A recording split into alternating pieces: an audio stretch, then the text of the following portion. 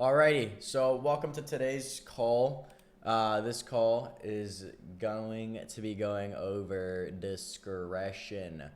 Um, and so this is like probably the question I get asked the most, like, Patty, how do you build discretion? How do you build discretion? How do you build discretion? Whatever, blah, blah, blah. And I've covered it many times before, but for now, I'm going to start off with just, I guess, the psychological aspect of discretion, what that means, and when you actually get to the point where you develop discretion. So for now, just honestly listen to what I'm saying because it's really important. But yeah, so I've said before, discretion isn't something that can be taught, and it's true. You can't really teach someone how to build discretion because then it goes against what discretion is, right? And I think discretion, well, I don't think, I know it is. Discretion is completely subjective. Everyone is going to have their own discretion. Everyone's going to have certain times in the markets where they feel more inclined or I guess intuitively more confident in a trade than someone else would, despite if they both are trading the same model because they like certain market conditions, right? And so what I'm trying to say here is you can't force discretion. And I really want you to pay attention to what I'm saying here. If you are asking yourself, "Oh, am I being discretionary here, or how can I be discretionary here?"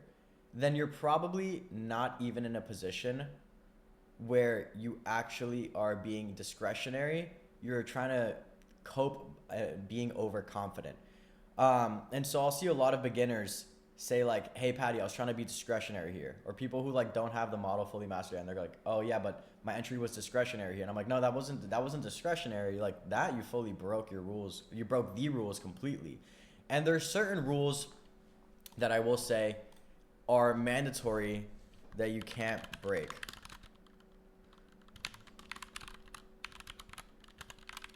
And I put a lot of thought into this, and it's very simple actually. But if you're doing any of this, then you are not being discretionary, you're being overconfident, you're being greedy, and you're breaking your rules.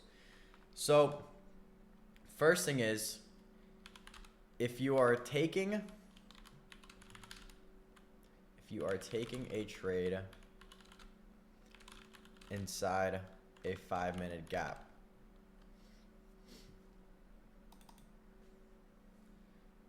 so if you are taking a trade, and I see this is like the time that I see it fail the most for people, they think that like they can just execute at any time.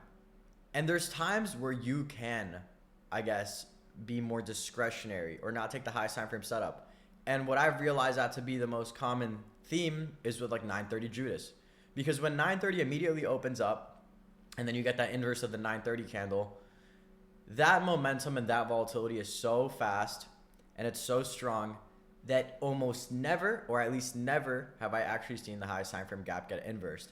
And so if I guess I were to teach you any sort of discretion or something you can maybe start building on your own and you can backtest, is look at the 930 openings almost every day and the days that there are inversion setups going out of them. And notice how it's usually just one strong 1-minute displacement candle as a confirmation that's inversing, and it's almost never the highest time from inverse. Right? So that's like a scenario where if for some reason there was like a 5-minute there, I mean, listen, if you just traded into an unfilled 5-minute gap, if you just traded into it and you are still executing, you are asking to be stopped out. So this rule is for sure one of those that cannot be broken, right? Or we can put 5/15-minute gap. This isn't discretion. This is just pure stupidness. All right.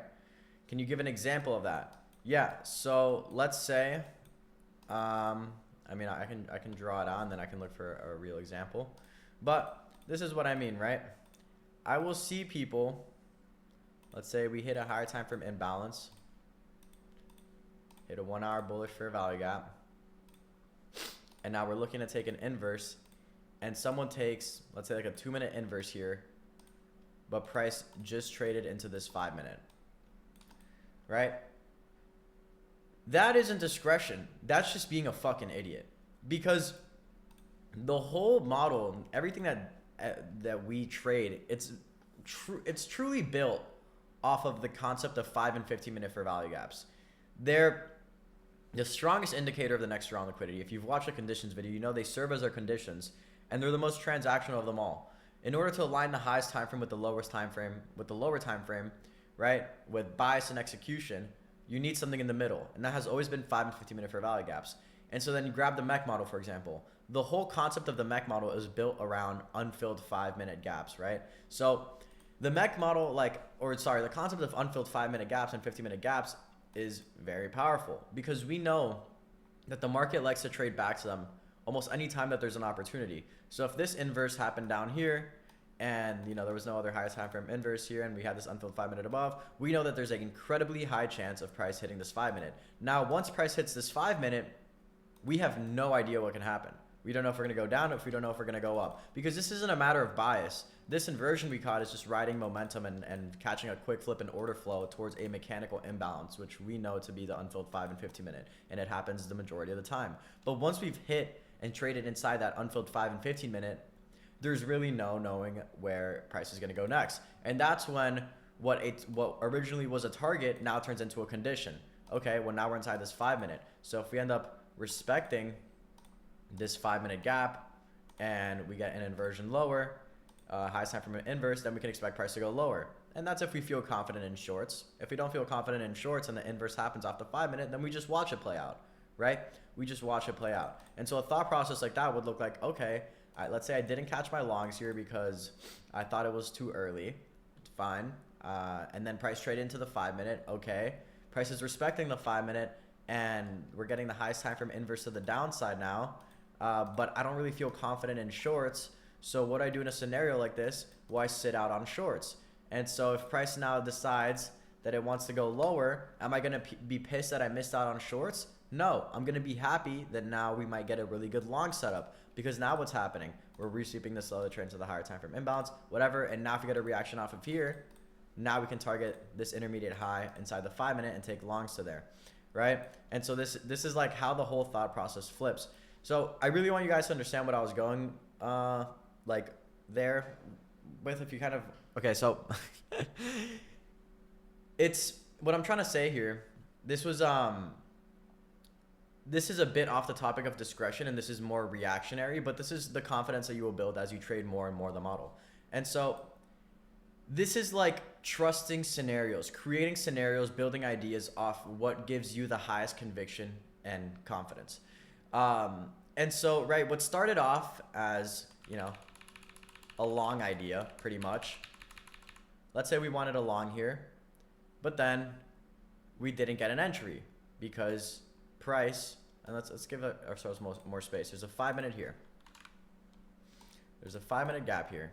We wanted to take longs, but the candle inversed at the same time as hitting the 5-minute. And so now we tell ourselves, fuck. Well, we wanted to catch longs towards the 5-minute, but now that got fucked because we hit the 5-minute. And so because conditions tells us that, we're supposed to analyze these 5 and 15-minute gaps and see where the inverse, how we inverse or how we trade out of it, then that's how we know what direction price will keep trading. And so let's say we respect the 5-minute and then get an inverse to the downside, highest time frame inverse, right? And so now what we're looking at is potential shorts. But yeah, although I guess mechanically, conditionally, everything, it makes sense to be taking shorts, but maybe you say, well, I don't really feel a lot of conviction for shorts, so I'm going to sit this one out. And so a lot of people would call this missing a trade, when realistically, you're not missing a trade, you're just waiting for the more ideal scenario. And I'm not going to say more A+, because listen, all these mentors and all these people online, they want you to be like them so bad, bro. They want you to be like direct clones of them. They want you to think the way they think. I'm not fucking stupid, all right? You guys aren't going to think the same way I do. You guys aren't going to think the same way Blake does. I'm not going to think the same way Blake does. You guys are going to master our models, and then you're going to make them your own, right? So I don't care for you to like trade the exact same way that I do. I don't care for you to take the same trades as I do. I tell you guys all the time, if you followed your rules and you took a trade and you liked it, it doesn't matter if it's a win or loss. That's a W in my book. That's a W in your book. That's all that fucking matters. We don't have to take the same trades. But you should be using the same ideology. You should be using the same thought process in a way to build out your trades. As long as you're building narratives using the ideas that Blake and I have given you, that's all that matters, right? And there's certain rules that shouldn't be broken, like I mentioned before, and we'll go back to the discretion aspect of it, like trading inside a 5 minute. Like if price just hits an unfilled 5 minute, then you shouldn't be executing, right? An example like right here. And it's stuff like that where it's like if you're getting that, if you're changing up stuff like that, then you're really just not even trading the way Blake and I do at all. Like that's just, I don't know, that's not really something among our strategy. But what people don't understand, and it's like I've seen it in my YouTube videos too much, where I do exactly what I do every single day going to the trading session. You know, I look for systematically, mechanically, MEC and PDI. I look foundationally for all those concepts. Are we bouncing off a higher time frame gap? Are we getting a highest time frame inverse? Do we have all this? Whatever, blah, blah, blah. And, you know, as I've gotten to become a better trader pretty much, and I've spent more time executing my model, I've realized that a lot of people are so focused on like the aesthetics of a trade and not the actual facts that are happening. Some people will see a strong displacing candle through an inverse and tell themselves, that's a bad close, so I'm not going to take it. Instead of saying, that is good volatility and momentum in my favor and a strong confirmation in a flip of order flow, right? And that should build you more confidence for the trade. But everyone online just wants their trades to look fucking pretty. And if you want to be a good trader, your trades aren't always going to look pretty. They just need to have the foundation that, you know, you want to see, and then you build from there. Use PA from Tuesday to explain this. Okay, I'll go over Tuesday in a second. Can you check your DMs? She just sent a message like 2 weeks ago. Sure. Yeah, I'll check them after. I don't like actively check DMs like that, to be honest. I tell people to ask me all the questions in live calls, unless it's like something very personal. Then, you know, either someone will tell me, hey Patty, this guy needs your help or some shit. But I emphasize that you guys ask all your questions in live calls. That's why I do them. Anyways, let's go back to this, right? So what started off as a long idea, we don't get an entry, then we hit this unfilled 5 minute bearish gap, and then we get a high time frame to the downside. And so normally people would call fading this trade and seeing it play out as them missing out on the setup, but that's not how it works. Because if you didn't feel conviction for this, if you didn't feel confident for this, then it doesn't matter. You're not letting it play out without, you're not watching, you're not missing out. You're simply preparing for something you're more confident in. And so then there's that resweep. And so what wanted to be a long at first then turns into a short, but then you fade the short, and now this goes back to the long, and now this is your ideal scenario, right? And the targets now become, okay, this highest time frame inverse, targeting the 5 minute intermediate high, whatever, blah, blah, blah. And that's pretty much how the whole game of trading works. If you're still holding these same key levels for the long, then there's no reason you should be fading it. Yeah, it would have been nice to have the 5 minute unfilled, but you know, since the 5 minute got tapped and then it did something, it sent price lower to a resweep. That high that was once protected is no longer protected because we're getting confirmation that price wants to go back up. So anyways, this all started really with me just talking about not trading inside a 50 minute gap, but I'm gonna go into some other stuff now and save the questions for later once I'm gone through all this. It depends, I guess. Like, bro, if we're just, I mean, you're saying what if we just keep resweeping and whatever? Like, it's always going to be generating structure. I think the most important thing is, like, are we still getting good displacement? Because if I see, like, price doing this, like, constantly resweeping inside the higher time frame gap, but it's, like, low volatility and we're just kind of chopping, that's different. You know what I mean? But if we are setting up, like, a good trade each time, you know, I'll try it. I mean, I don't see why I wouldn't try it unless I tried it, like, twice and it failed. And I'm at this point, I'm like, okay, 2 times is it's a bit much. You know what I mean? I'm not going to go for, like, a 3rd time on it. But yeah, and it's possible that actually does happen sometimes, very rarely, but you know, you shouldn't worry about it too much. So now let's go back to this, right? So rules with discretion, right? We start off with, if you're taking a trade inside a 5 or 15 minute gap, right? So if you're like entering off an inverse, but that price just price trades into that 5 minute, 15 minute gap that you were looking to target, and you still enter, that's not discretion. What else, I guess, can't be classified as discretion? I think that's for sure the most important rule. Oh, a big thing I don't think is discretion at all is this is a, you guys, some people make me laugh, bro. Tightening your stop loss is not fucking discretion. I don't know who told some of you that because you felt more confident, that gave you the idea to tighten your stop loss more. There is never an excuse, and I mean genuinely never, for why your stop loss should not be at the body or the wick of the manipulation leg. And I'm so fucking like firm on that. Why would you not want to utilize a whole leg? Why would you not want to give yourself as much room for the trade to play out, right? And you guys are gonna say, oh, but what if the trade is too big? It was too many points. Drop your fucking contract size. That's why you have the ability to change your contract size. I never want to hear anyone say that they tighten their stop loss because they didn't want to risk too much. That's not like, that doesn't even make sense. That doesn't even make sense, right? There's going to be days where the market presents more volatility. And what normally would be a 20, 40 point stop is going to be a 60, 70, 80 point stop, which seems like a lot, but everything is relative, right? There's days in the market where it's genuinely that volatile, where you're getting 100-point moves like nothing. So, you know, a 60-point stop loss, although it would seem like a lot normally, it would be regular stop loss that day. And so you always have to adapt to market conditions. That's incredibly, incredibly crucial. So I never want to see you guys tightening your stop loss for any reason. Is a fair value gap high, low at the key level valid for stop loss? No, listen, the stop loss thing is only one rule, right? It's as simple as, if you're taking longs here, you want to have it down here, right? It's always going to be like that, and vice versa. If you're taking shorts, you know, opposite. But let me try to go over a day, for example. Someone said Tuesday. I'm not sure why they said specifically Tuesday, but I'll look at Tuesday, just because that's what I saw someone say.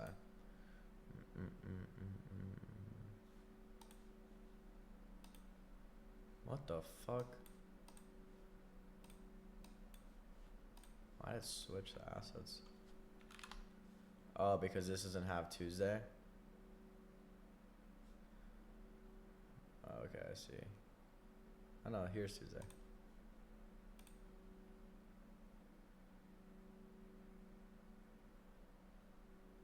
Wait, I went Tuesday too far back. This Tuesday. Bro, what is this? How the fuck is it doing that? Alright, well, Tuesday looks fucking awful, dude. But let me see what you're trying to say here.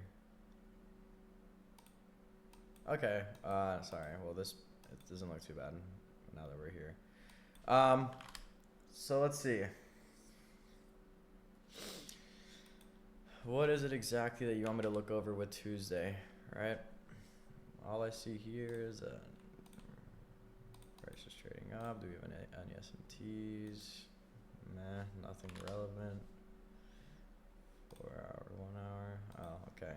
ES hit that unfilled 4 hour above. That's something to be aware of.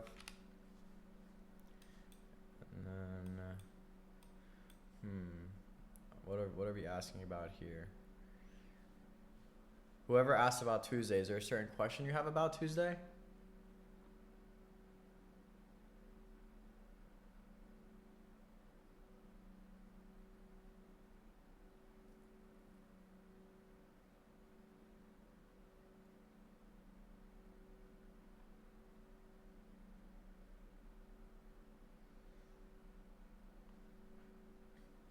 We traded into a 4 hour, and then we had a mech model.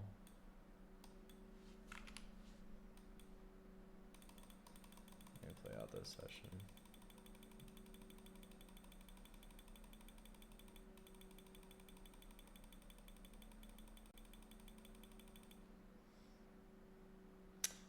Bro, the only good thing I see about Tuesday is this long right here, right?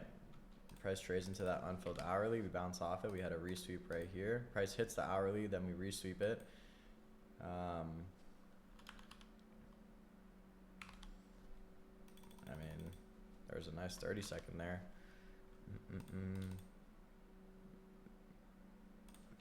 Trade into the 4-hour.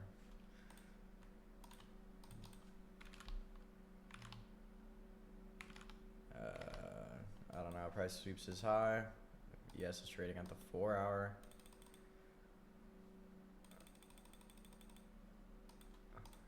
Resweep, potential short from here. I'm confused. I can go over these later. Let me stay in flow state really quick, and then I'll go over these later. That's why I said I was gonna do questions later. I don't want to get like distracted right now. Well, I'll read the ones that are right now, but guys, just save the questions for later. Can you check the, I would say that you don't care if you have a 2-to-1 RR on a trade if you see everything. No, I will never take negative RR. If anything, I'll go break even and hold to at least a 1-to-1. What is the maximum of times? Already went over that. Should I trade this upcoming week or take a break and study and review? It's completely up to you. I haven't even traded all of fucking December, to be honest. Not on my live account, at least. And is that unintentional? No, I would have traded almost every day if I had my fucking live, which I do now, but at this point I might as well wait for January 1st. What is the update on your YouTube recaps? Should be starting to go up relatively soon. Still need to wait a few more days. The only time I trail my stop loss, we get a sub within a setup. Say we get an entry, but then ES takes your stop loss for an SMT, and then we get another inverse, so another entry. I would move my stop loss to the new swing. Yeah, that makes sense. I mean, that's at least that's like, you know, actual reasoning behind it. But yeah, all right, let's go back to this. So, like I was saying, the first thing we covered was not trading inside 5 minutes, tightening stop loss, whatever. So now let me go back to how you get to the point where you eventually become discretion, because people confuse discretion with overconfidence a shit ton. And everyone who says, oh, I want to be discretionary, I want to trade discretionary, it's not something that you can force, right? Discretion doesn't happen just like out of your own will. Like, I want to be discretion. I want to be discretionary. For example, I always tell people, when Patty's discretion kicks in, when my discretion most kicks in, is when I see some shit like this. Let's say, and I'm actually going to try to use a real example here. Let's do that, bro.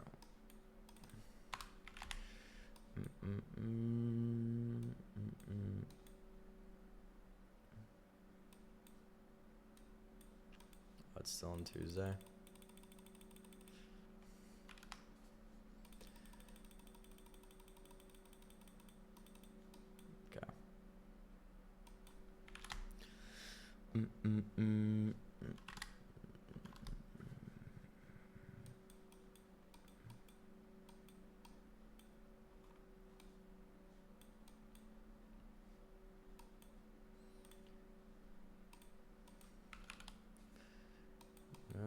Damn, this fucking data has very little shit. But here, let me draw it off first. So for example, with me, there's certain setups or certain market conditions that give me full conviction in a trade. And I know you guys have probably heard me say this before, to be honest, a few times, where I'm like, oh, the higher time from intermediate sweeps, right? So let's say we're going into the day and price sweeps out a low inside a 1 hour or a 4-hour gap, right? This higher time from intermediate low.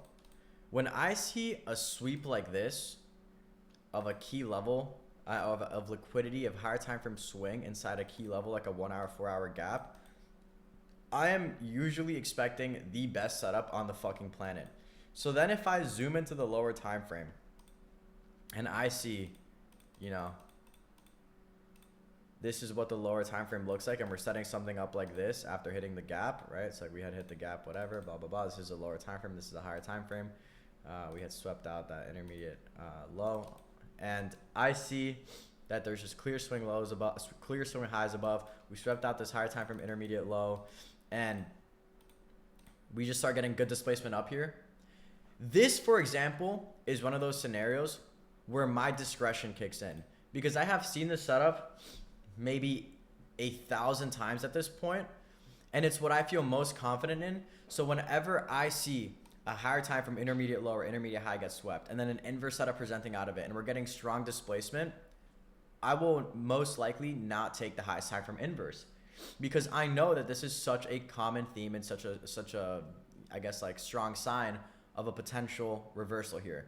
Taking a counter trend trade here would make a shit ton of sense and will very likely play out. And so this is something that I look for every single day. And we can also I can also show you examples of the 930 Judas setups, right? Because those are super common as well, that I feel just very inclined to take. Bro, can this shit get the fuck out of my face? What the fuck is that? How does it keep pulling that up? Okay, so this day there's not, that was Friday. Let me go to,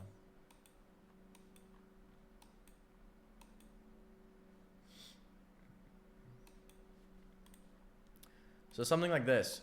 This has happened almost every day of the week. I mean, not every day of the week, but this has happened at least 2 to 3 times each week throughout December. And it is like the most free setup ever, right? So if I see something like this where, and by the way, this is also can be considered a bit discretion, where you're anticipating that a level will end up holding.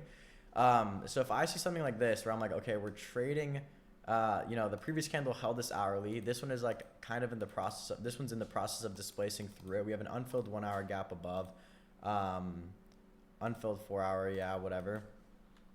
Right? So I look at something like this and I'm thinking, okay, like shorting here, if the drawn liquidity is right, we're gonna end up holding this gap.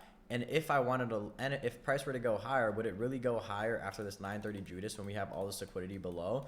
Well, in order for price to be bullish, we need to correct these imbalances before going higher, right? Because even bullish price action is going to have pullbacks in order to keep delivering higher.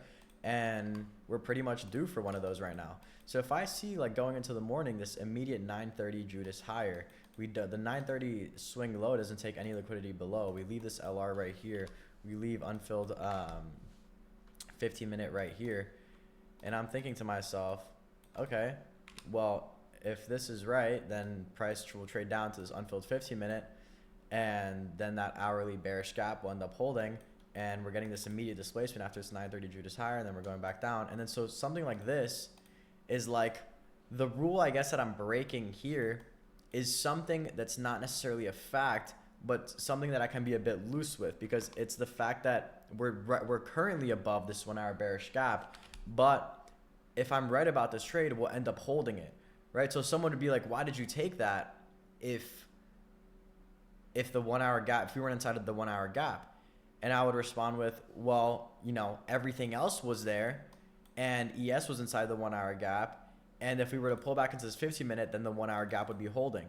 And so someone would be like, well, like that doesn't even like make sense. But to me, it makes sense because I know that this 930 play plays out so many times, and we have this unfilled 15-minute below too, that it's such a high chance that price will want to go here first before going higher. And so it's not even like a question of, is my bias right about being bullish or bearish?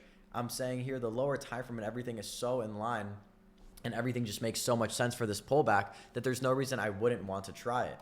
And so that's a type of shit that you end up just like feeling super confident in because you've seen it so many times. And I'm sure I can find one of these setups like many more times throughout the week.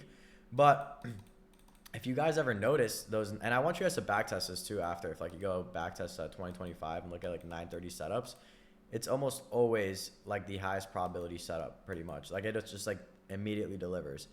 No, that day was super weird. What else?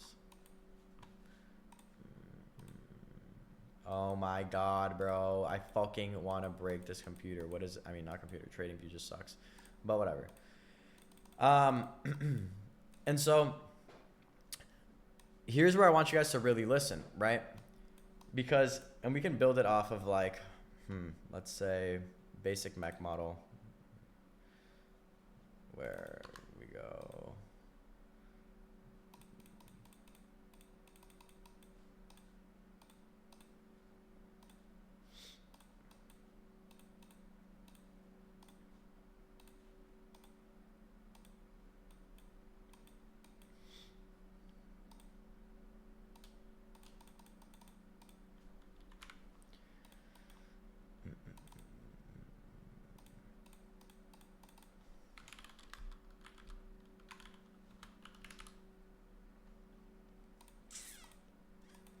Okay, so this is like the basic mech model pretty much, right? We hit higher time from key level.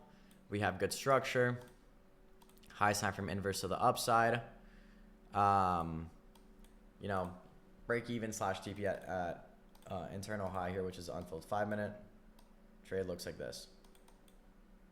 This is the mech model in its simplest state. And so discretion starts with mastering mechanical, right?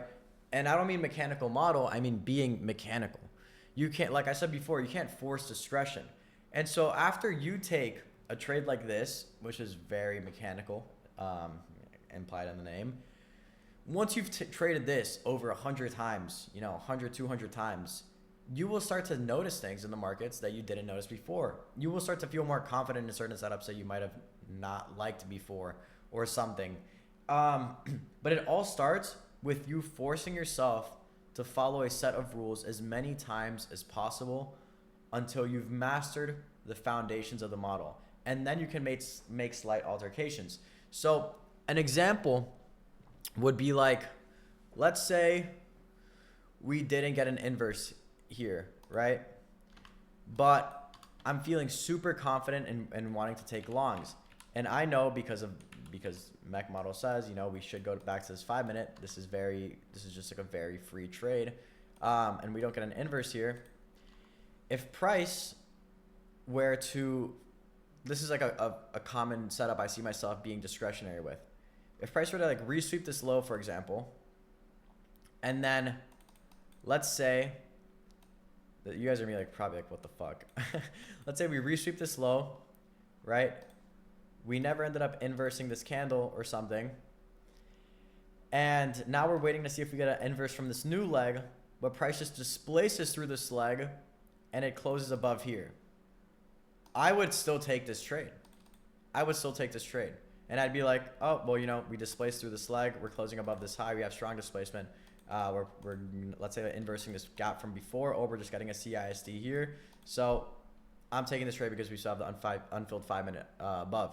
And someone would be like, what the fuck? That's not even mech model. That's not whatever. I'm like, you're not understanding that at the end of the day, this to me is so much confirmation. This is factually telling me that after this resweep, we're displacing so strongly above. We still have this unfilled 5 minute above. Yes, we are taking out the internal high in this case, but that's not my target, right? And that's the biggest, I think that's really the biggest thing that you need to understand, that if that wasn't your target and it got taken and like a level got taken, but it wasn't your target, it wasn't where your TP was going to be, and you still have everything there, you can still take the trade.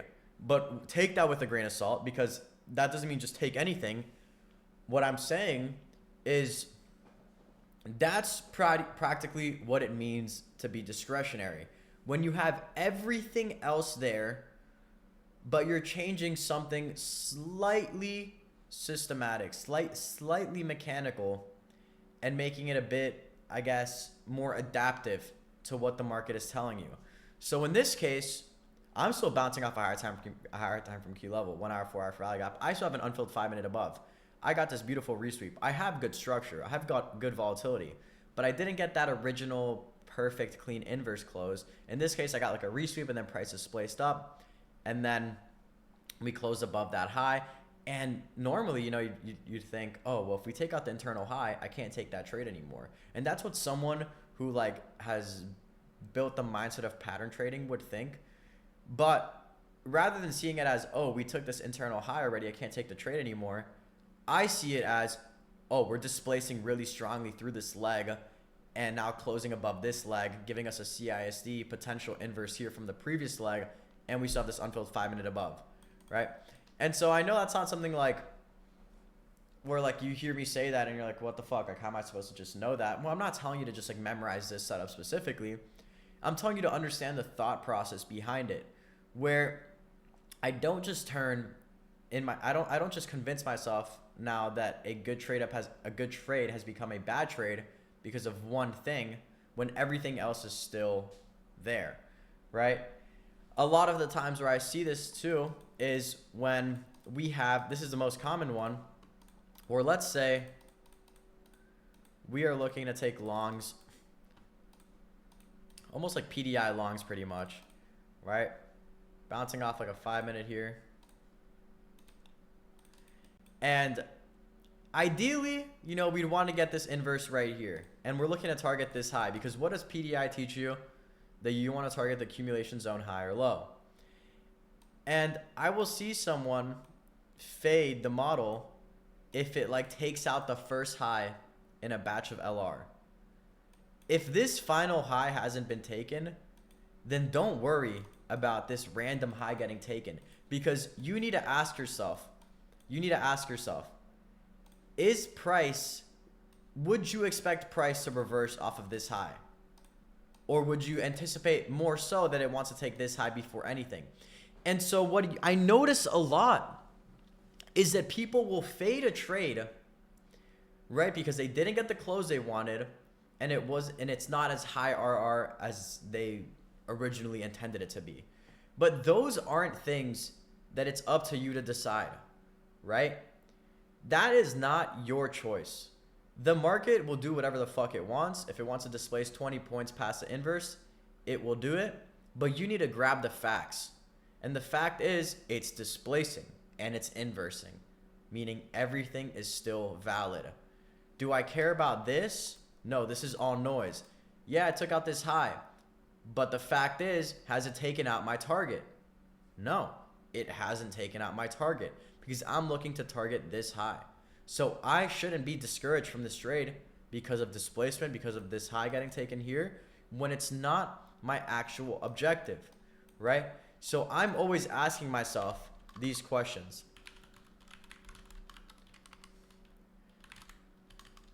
Would I expect price to reverse from here?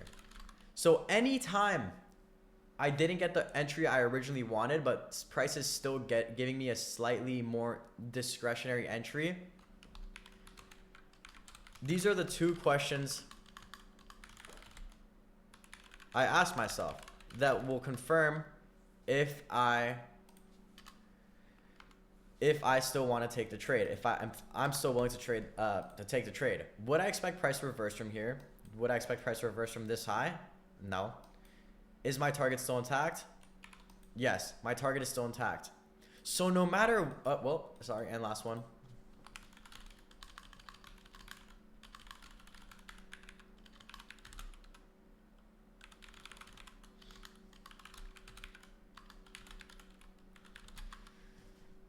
So no matter what anyone tells me, if I can answer all these questions in the sense of like, would I expect price to reverse from here? No. Is my target still intact? Yes. Are we still bouncing off my key level? Yes.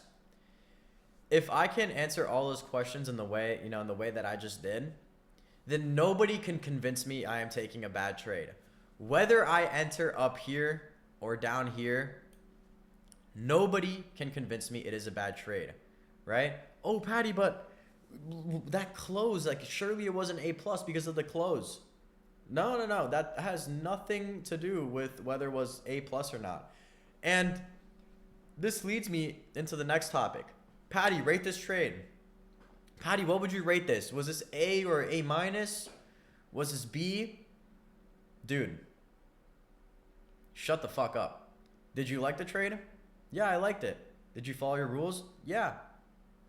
A+. I don't care anything else you just said. If you liked it, you follow your rules, it's A+, right? A+, whatever the fuck you want to call it. Don't even put a rating on it. You guys need to stop rating setups, because the problem with rating setups is it forces your brain to hyper analyze every aspect of it. And trading is not that complicated. You shouldn't overthink the setup. If you saw the setup and you said, wow, I want to take this, and you took it, you did everything you had to do. And now what happens is, when you try to rate it, you will literally sit there and try to decipher the difference between A+ and A-. Do you see how fucking stupid that is? It's like the only difference between an A- and an A+ trade is probably just the aesthetics of it. If the foundation is going to be the exact same between an A minus and A plus trade, right? Like, stop rating your trades. Stop fucking trying to find exactly where it fits as if you're getting graded on a test. It's always going to be different. Market conditions will always be different. Setups will always look slightly different. You're never gonna have the same price action back to back. So just understand that if you're following your rules, if you like the trade, if everything is there, if the structure is good, it is a good trade. Don't rate it. It is a good trade. And that's all that matters. And what you will learn as you become more profitable and you spend more time trading is that your only objective is to take good trades that you like. And you will also learn that even in the times where you take a good trade, and for one, it fails and you followed all your rules, of course, you guys know this. A loss is part of a winning statistic. That's a no-brainer. We've gone over that a million times. It's inevitable that you will lose. But more importantly, there will be times where you take a trade, and this is the slightest time, this is the most rare time, you might have missed something technical. You might have not been checking ES, and there was an SMT at your target, and you got cooked. In that case, you could have saved yourself from a loss, but hey, it happens. And I don't know who you think back-tested the strategy, whether if it was Blake and I or a fucking robot, but I'm pretty sure you do know that it was Blake and I, and we are all humans at the end of the day. And in every single statistic on this planet, you know, that is calculated by humans, there is a small margin of human error involved. There will be times where you accidentally misread something, where you accidentally miss something. But if you still took the trade and you liked it, I promise you that is still part of the winning statistic, even if you accidentally miss something technical. So don't start thinking that you're an idiot or that you fucked up or that everything's fucked now and you need to chase back that loss because in this case you actually kind of fucked up. It still happens. I will have days still where I see a trade, I'm like, holy shit, this is fucking great. And I enter it, you know, maybe I even up my risk a little bit. And then I enter the trade and I'm like, holy shit, I'm inside a 5 and 15-minute gap. This trade was not it. This is not good. I'm fucked. I'm absolutely fucked. But my risk is on, so I'm gonna accept whatever happens now, to be honest. And you know, most of the time when I say, well, I'm just gonna accept whatever happens, it usually just ends up losing, naturally. But I don't get mad at myself for it because I'm not fucking perfect at the end of the day, right? And not all my trades are gonna be at my most refined and level-headed state where I'm analyzing everything perfectly. So it's important you guys are easy on yourself. There's gonna be times where you miss shit. There's gonna be times where you miss stuff, and that's okay. As long as you don't try to chase back that loss. But you know, more importantly, above all, is that losses are part of a winning statistic. And so anytime you like a trade, you liked it, you followed your rules, and it failed, stop asking, what did I do wrong? Stop asking, what do you rate this setup? Because I will tell you, did you like it? And you're going to say yes. Did you follow your rules? Yes. And then I'm going to respond with, then why the fuck are you asking me? Every single time, okay? I'm not expecting you to take the same trades as me. I'm not expecting you to take the same trades as Blake. I'm not expecting you to have the same thought process as me. Because the more you trade our model, the more discretion you're going to build, the more subjective your style of trading is going to be, right? You're going to like certain things that I might not like. You're going to lean more bullish or bearish on a day where I'm not leaning, you know, that way. And that's how the trading game goes, bro. The more you trade, the more it becomes personalized and the less you become so fucking mechanical. It's important to be mechanical, but it's also important to be reactionary and listen to the facts. And with the way that we trade, with the way Blake and I trade, we pay attention a lot to the facts that we are being presented, right? And it's really important that you guys understand that. Would you say don't rate your trade or rate what you learned from the trade? The most important thing that you should be journaling is, listen, like, yeah, for one, just make sure, like, if you ask yourself, like, was this a good trade? And you say, well, yeah, I liked it and I followed my rules. Don't worry about rating it. That's a good trade. You know, that's a good trade. Don't try to be like, oh, A plus A, whatever. Fuck that. Don't worry about that. What you need a journal for real is your psychology. Like you need a journal. Like, okay, how did I feel going into this trade? Am I getting better at controlling my emotions? Did I try to micromanage my position while I was in that trade? Did I move my stop loss early? Did I go break even too early? Did I target something that I shouldn't have? Those are the questions you kind of need to be asking yourself. But if ultimately you like everything, then you know it was good. The most important thing about trading is that you're not letting your emotions override your logic. That is undeniably the most important thing, right? So if you're in a trade and you do start micromanaging your position, you do start kind of playing with things, that's something in a journal where you have to write down, oh, I decided to change my TP. I moved to stop break even earlier than I should have. That's the type of shit that needs to be journaled, okay? Yeah, it's very important you rate your psychology each day. And you're going to notice that the more you rate your psychology, and that's probably the most important thing. You'll start finding patterns in when your psychology is best. Oh, well, I felt really confident going into the markets today because I actually woke up early. I had a good meal and I fucking cleared my mind. That's why I traded so well. And you're going to realize that's when you trade the best, right? And then you're going to have days where you're like, oh, my psychology was in the shitter. I was super greedy because I was fucking hungover from last night, or I woke up 2 minutes before market open and I was trading on my phone. I mean, I've been there. You know, I've been there pretty fucking often. And that's almost always when I get punished. And that's what I actually want to learn from. That's what I always want to learn from. It's like, what did I do in my actual life that I guess, you know, slowed me down today, that made me more emotional than usual, that made me less, I guess, reactive and you know, more, how do I explain it? Like, you're at the end of the day, how you're executing in the markets is going to come down to your mental state, like how level-headed you are on the day. And every single time, for example, with me, like, I know this because I know myself and I've journaled it a million times. Anytime I go out the night before and I try to trade the next day, I get fucked because my brain is foggy. Anytime I don't get sleep and wake up at least an hour before market open, I get fucked. Anytime I try to trade from bed on my phone because I'm too lazy to go up and get onto my computer, I get fucked. Why? Because that's just me. That's what I've learned about myself. When I'm trading in bed on my phone and I want to just fucking vibe up, and I think that like I'm capable of that because at the point that I'm at in life, I get punished. I miss something. I don't see fucking ES took out a certain level. I don't see the SMTs. I don't see that we're inversing the high time frame gap. I don't see the fucking whatever. And I take a shit trade, right? And those are the things that you really want to most analyze about yourself. But yeah, I mean, I think the biggest thing, guys, is like, you know, I guess I tried my hardest today to sort of visually describe discretion. And I did say, you know, it's something that can't really be taught. I tried my best here, but verbally, I do feel like I'm covering what I need to be covered. And it's just like the fact, like, stop trying to be like Blake and I. Stop. I don't try to be like Blake.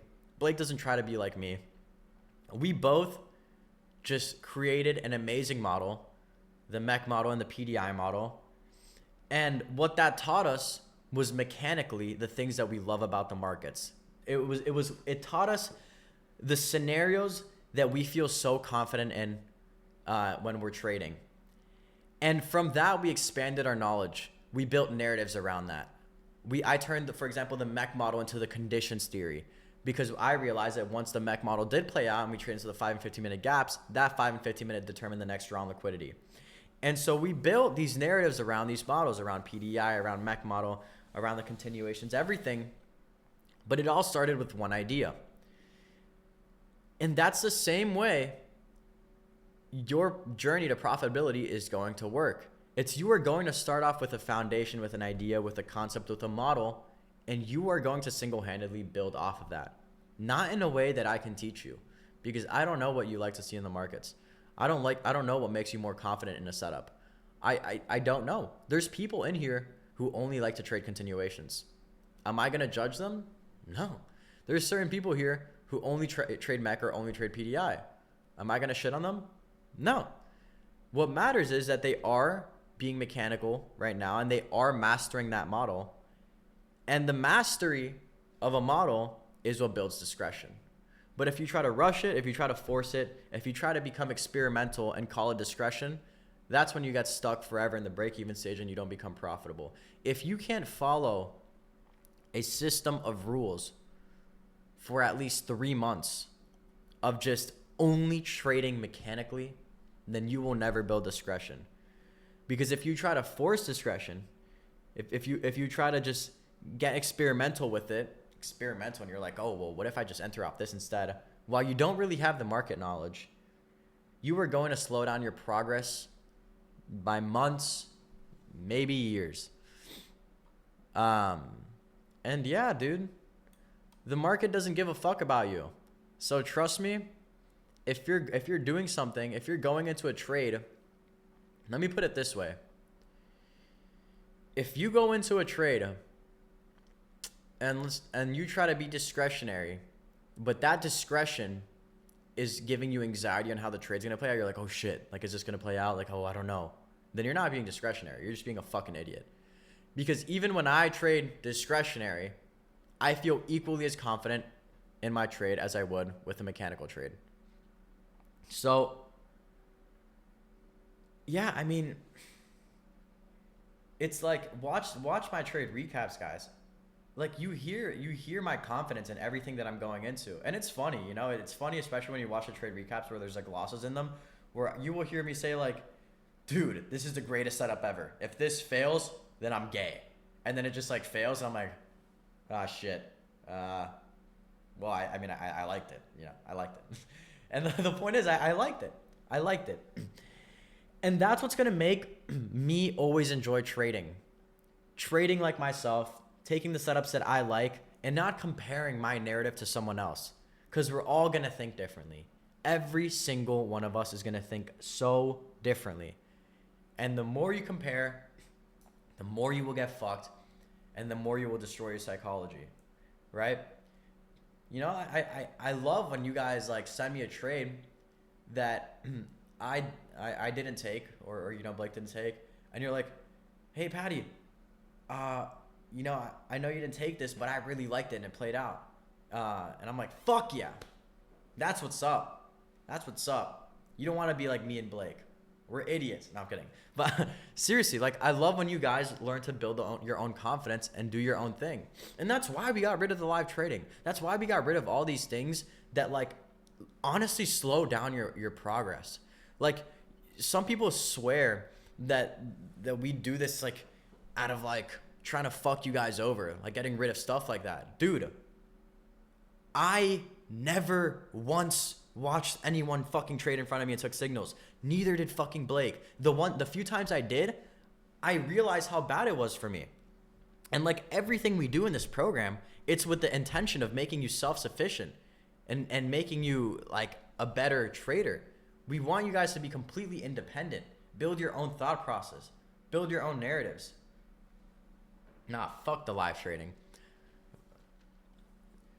It also just fucks up my own conviction, bro. Knowing that I have other people looking at me and that they want to copy me.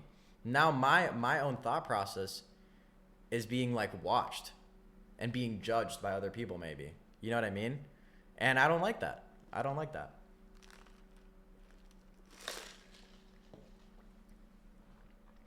Like, I understand, you know, it's easy for you guys to like refer to the times where we did have the live trading and be like, yeah, but you guys still won 80% of the time. And it's like, yeah, you know what, you're right, but I didn't really enjoy trading that much when I was live trading. I couldn't practice the skill that like brings me peace. It's like my therapy, right? In the morning, I like to just trade, not have to think out loud, just go on my phone, check some messages, eat some food, play my guitar, and not even think. I will just stare at the screen like this until a certain scenario presents itself, right? I will just sit here, not touch anything until the 1 hour gap that I have marked out gets hit. And that's exactly how you should be, right? Like, create those scenarios in your head, and then see if they start playing out, and then execute. Yeah, rating what you learn from it is really good too. If I don't overanalyze a trade, how do I figure out why I lost a trade? Well, exactly. Like, that was funny. You're not supposed to figure out why you lost the trade. Like, I don't know how to explain it. It's like, if there is a technical reason, it should be a pretty obvious one, because there's only a few reasons why you could lose. If everything else was there. Did you not take the highest time from inverse? Were you trading inside a 5 or 50 minute? And that's it. But like, how do I explain this? There will always be a reason for why you lost. You know what I mean? Every single time. You can find a reason for anything in the markets if you look hard enough. And like, literally, you can find a reason for anything. Even if it's the most bullish price action ever, and you're taking a fucking long, which you think is amazing because we're so bullish and whatever, I can sit here and be like, let's grab something, for example. I can sit here after this long, right? Let's say I took this long right here. And despite me loving it, all right, 5-minute pullback, beautiful PDI to the upside, pretty obvious it's a good fucking trade. And I can sit here and give myself 100 reasons why this failed. And that's not going to help me at all. That's not going to help me. And why is it not going to help me? Because if I were to take this trade 9 more fucking times, it would play out 7 out of those times, right?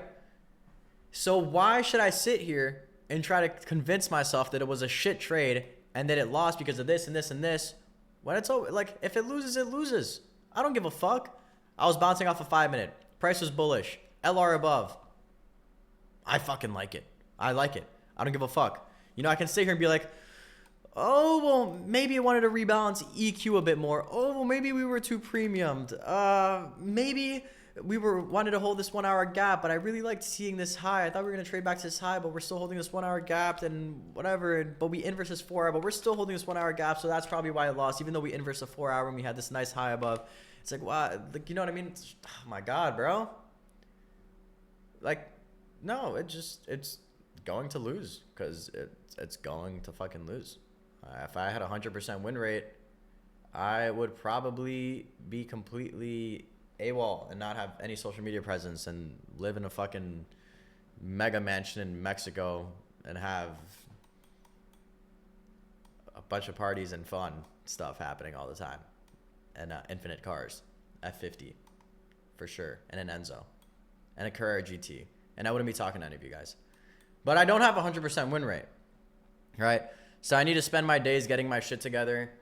I need to make sure I'm not destroying my mental health too much on the weekends, that everything I do is in moderation, that I'm still waking up early, that I'm doing everything that I have to do. And that's just part of life, right? You're not going to win 100% of the time, and that's with anything. And that's what trading teaches you, bro. Trading wakes you up to the reality that it's like everything else in life. You can't fucking win every time. You can't have everything that you want. But if you have enough of a reason to try, then just try. Then it's worth it. You know what I mean?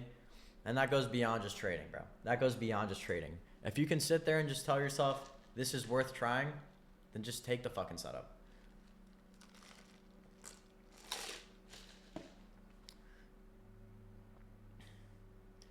I hate to ask this, but could you draw out the 930 Judas example you explained? That still confuses me a bit.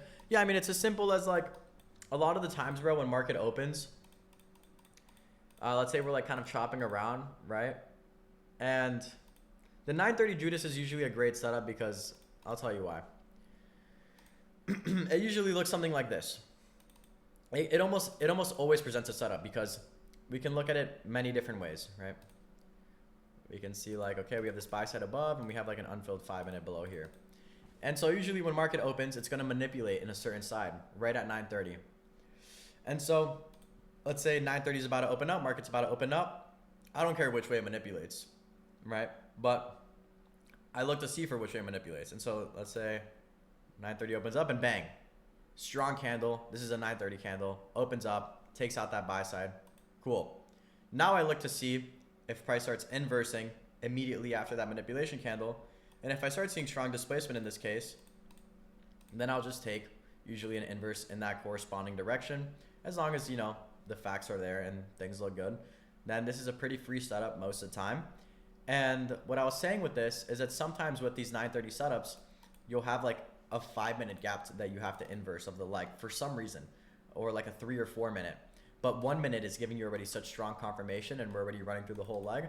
And I say it's one of those scenarios where you don't really have to wait for the highest time from inverse. What you want to look for more so is a displacement. Like, are we getting good displacement now back in this direction, right? If this is a 930 candle, are we displacing now to the downside after the manipulation to the upside? And if we have good displacement and we're getting an inverse, it usually plays out. But don't take that with a grain of salt. I mean, take that with a grain of salt. And don't just pattern trade this idea. Right? You still build the narratives that you would normally. I just can't figure out what's causing me to lose trade after trade, and it's tearing me up after 2 years. Well, you got to back test, become better at your technicals, get your win rate to about, 60, 70%, and then start trading the live markets. And if you're losing in the live markets but you have good back testing, then it's your psychology. It's completely your psychology. I love to hear that, Chemicals.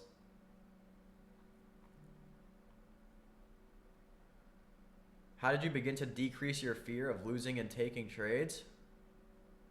Well, why would I be scared to lose? I know it's bound to happen. But no, seriously, I mean, I guess if I were to answer that very truthfully from your perspective, I mean, eventually you're just, the more you trade, the more you become, it's not numb. You don't become numb. I don't like when people use the word numb and like you become emotionless. You don't become emotionless. You just start to realize more that it is a game of probability. And if you try to question probability, then you're just frying your fucking brain for no reason. Like, the point is, you're not going to win them all. And it's just acceptance. It's acceptance that nothing is perfect, that there's no such thing as a 100% win rate, that, a green day or a red day doesn't determine whether I'm a good or bad trader. It's my ability to follow rules. Yeah, I guess your first step, AB, would be to just get better at backtesting, honestly. It's the best way to get reps in. I would spend more time backtesting, spend more time journaling, rewatch videos. Do what you have to fucking do to get better. Yeah, I explained the 930 Judas thing. I'll post a recording. There wasn't a moment that I knew that it clicks. People ask that all the time. I didn't just wake up one day and I was like, yeah, it makes sense. Although I did have moments like that where I woke up and I was like, holy fuck, I got it all figured out. And then I lose a trade. There was many times throughout my journey of profitability where I thought I low-key figured everything out and then I got fucked. But that's part of it. But no, it wasn't a certain thing that clicked. It was just the mindsets, bro. It was like, I just said it, 10 minutes ago. It was realizing it was like anything else in life. It's all it was, right? It's all it was. And that's it, dude. And like, I feel like everyone just tries to take shortcuts with trading because that's the stigma around it, that trading is this get rich quick scheme and you're supposed to go from zero to millionaire super fast. And that's just not how it works at all. It's a slow thing that can turn into a fast thing. But it's like, I always say this, right? You spend 1,000 hours making $0 to eventually get to the point where you can make $1,000 in 1 hour. Like, that's what trading is for. And it's not going to happen, your first week, your first month. It's going to take a year to start getting to that point. Yeah, you can start making money 2 months in, 3 months in, 4 months in if you're someone who's disciplined. But you need to be in love with building, with becoming better. Trading is just like, you don't become a better trader just trading, and everyone thinks that. People who their life outside of the charts sucks, they don't take care of themselves, they don't go to the gym, they have no discipline, they don't do shit, and they just trade every day and think that that's what makes them better, that's not how it works. It's never worked like that. Like, you actually have to get everything else in your life in order to be a good trader. It's the only way. It's the only way. And, you know, some people don't have the discipline to do that, to get their life in check. So they can't become good traders.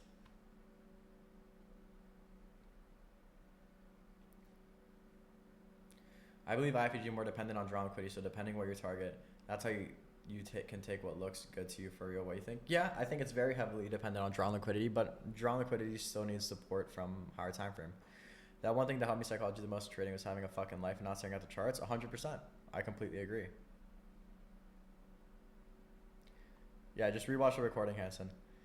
I've been seeing huge improvements recently. My psych has gotten so much better. I'm only taking setups I really like, and I'm okay with not taking trades for days in a row. And I've been super happy with it because I'm seeing psych improvements, and I feel that's one of the most important things. Yeah, 100%.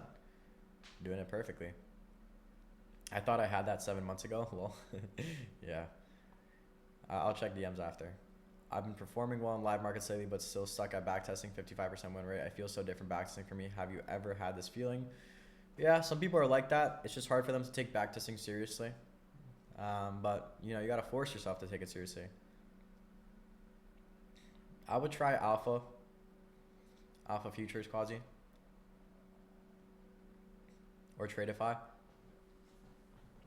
Do you think SMTs are a crucial part of trading? I have 85% win rate backtesting without SMTs with IFVGs, and I feel like I'm not ready yet for a fund because I don't understand SMT because I feel like I need more information and understanding of the market. So I'm stuck in analysis paralysis and backtesting. Dude, the only thing you got to know about SMT, it's literally just one thing, pretty much. If I'm in this trade,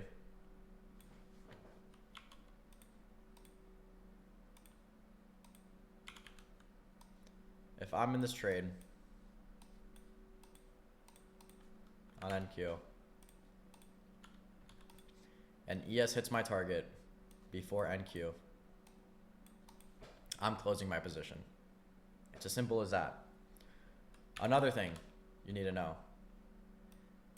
If I'm looking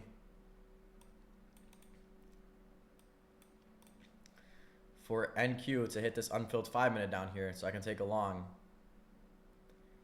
and ES hits it, but NQ doesn't, I can still take this long because now there's an SMT there, right? ES is down here, NQ isn't. That technically means NQ hit that 5-minute, and I can take this long, all right? So it's things like that. It's like if I want to see something, if I want to see price bounce off something and ES trades into it before NQ, then I can just consider that NQ did it too. If I'm looking to target something and ES takes it before NQ, you know, then I have to close my position early. Why don't you use your other camera? Right now I only have this webcam. Well, I mean, I have other webcams too, but like, I don't want to plug in more than one. I don't really care. I'm not gonna lie, maybe one of my problems with trading is not being happy with my life outside of the charts. It's not a maybe. I promise you that's what it is. Like, bro, I'm gonna just keep it a buck with you. Like, I got out of a 3-year relationship. I took a year off of school. I quit my job, and I moved into an apartment alone. Just because I wanted to become better at trading. Like, you gotta do shit to focus on yourself and become better. I'm not saying you have to do those things, but if you're not happy with shit in life, if things are weighing you down, you need to make change.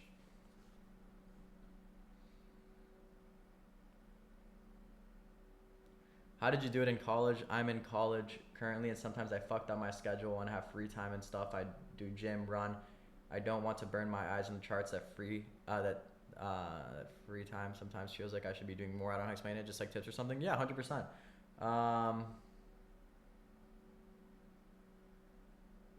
Wait, you're saying you don't have time? I'm in college currently and sometimes I fucked up my schedule and have free time and stuff. I do gym, run, and I don't want to burn my eyes in charts at free time. I feel like I should do more. I don't explain it. No, not necessarily. I think as long as you're being productive, taking care of your health, that's super crucial. But yeah, if you want to spend some time, back testing or some other shit, if you feel like you're not doing enough for trading, for sure, spend a bit more time back testing, rewatching videos.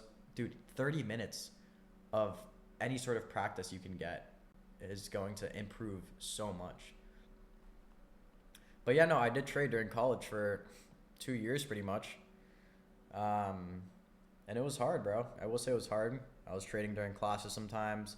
Then I changed my schedule to not overlap with New York session. Sometimes I couldn't even trade New York session, so I would trade London session. Fuck, bro. I mean, I did the whole, yes, I tried everything. It wasn't easy.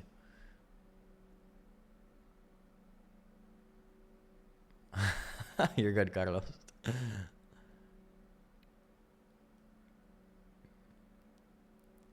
Yeah, he did. He did big prez. Um, yeah, we're seeing what we can do.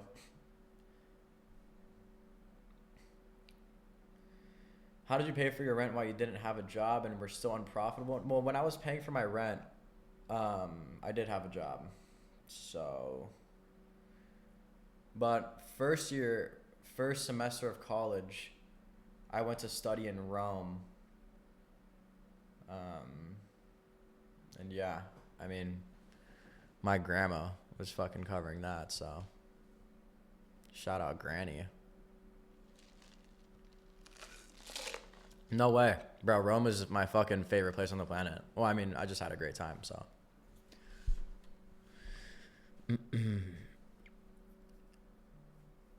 I'm still 21, living with my parents. I'm insecure with myself and exhausted. I definitely need to make some changes. Hey, bro. Don't be fucking insecure. There's also nothing wrong with living with your parents. I would go to live with my parents right now, and I'd have no shame in it. The fuck. I love my mom. I love my dad. I love all of them. But yeah, bro, look, the point is you're making an effort. You have 2 jobs, and you want to make changes. You're in this fucking mentorship. You're trying to improve your life. Don't beat yourself down, bro. You're on the right track. Seriously. That's all that matters, dude.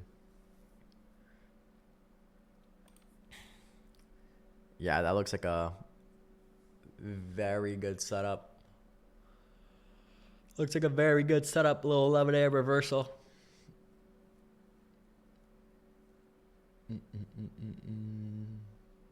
That stop loss is concerning, though.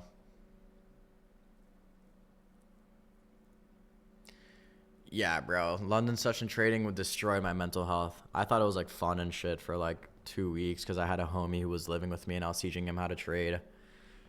And we would both set an alarm at 2 a.m. and we'd wake up and fucking trade. And, bruh, like it was funny and fun for like 3 weeks and I was low-key cooking. But then like the nights where I would like lose a trade at like 2, 3 a.m. and I couldn't fall back asleep just would like ruin my week.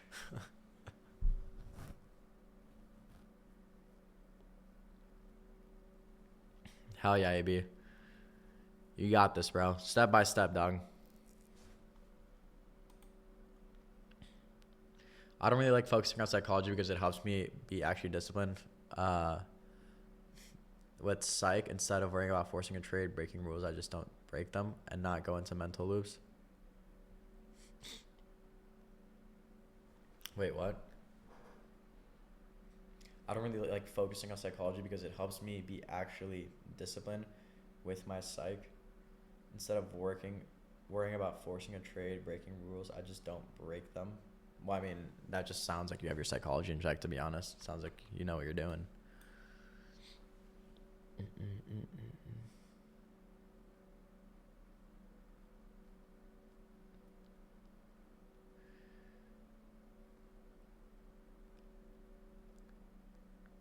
Yeah, I mean the thing is it's different for you because London session isn't at 2 4 a.m. London session for you is at 8 a.m. So it's not that bad. You can trade London. But yeah, it's definitely New York session is the best time to trade. And there's no reason that you can't. Oh, you said you're at work. Well, I mean, hopefully you get to the point where you can just trade, bro. Because you can still trade in New York at 3 p.m. in Italy. Yeah, taxes, bro. Just gotta fucking, once you start getting like at least, you know, 5 to 10K in payouts, hire an accountant and he'll save you more money. You know, a lot of people are scared to make investments that overall save them money and make them money. Like an accountant will literally save you so much money in taxes.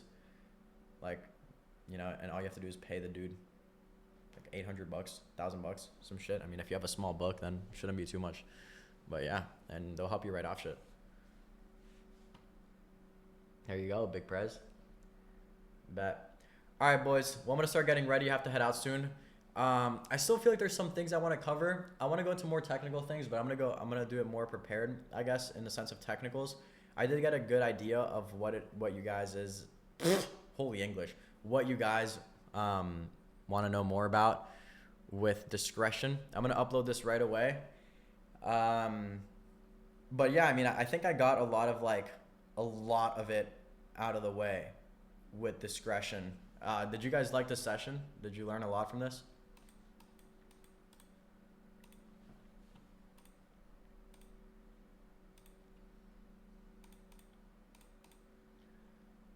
Fire. My trading colors are very simple, bro.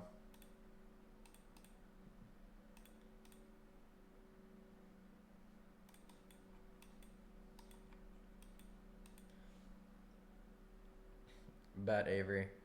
All right, fellas. I'm going to end the recording here. I'm going to post this, and then we'll catch up tomorrow. I'll see you guys tomorrow.